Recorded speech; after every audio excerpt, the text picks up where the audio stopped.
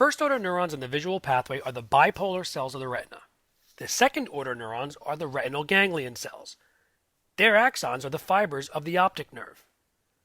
The optic nerves leave each orbit through the optic canal, and they come together in the area of the pituitary gland to form an X-like pattern called the optic chiasm. From there, the nerve fibers are referred to as the optic tracts. Only half of the fibers from each optic nerve actually cross at the chiasm, specifically the fibers stemming from the medial half of each retina. Since light travels in straight lines, light reflecting off of objects in the lateral visual field of each eye strike the medial retina, and vice versa. So only images from the lateral fields of view are perceived by the contralateral cerebrum.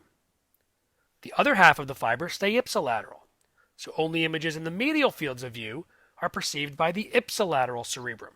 Since the brain controls contralateral motor responses, each side of the brain needs to see what is on the other side of the body. This helps us react quickly to visual stimuli.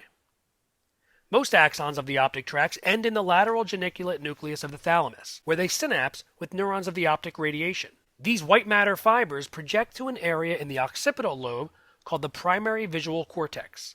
This is where conscious visual sensation occurs, so we can perceive an image based on the way light is striking the retina. Damage to the occipital lobe can cause blindness, even if the eyes are functioning normally.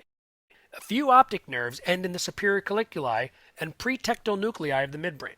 The superior colliculi control the visual reflexes of the extrinsic eye muscles, so we can reflexively move our eyes in response to light. The pretectal nuclei are involved in the accommodation reflex for near vision, as well as the reflex that causes your pupils to constrict in response to light.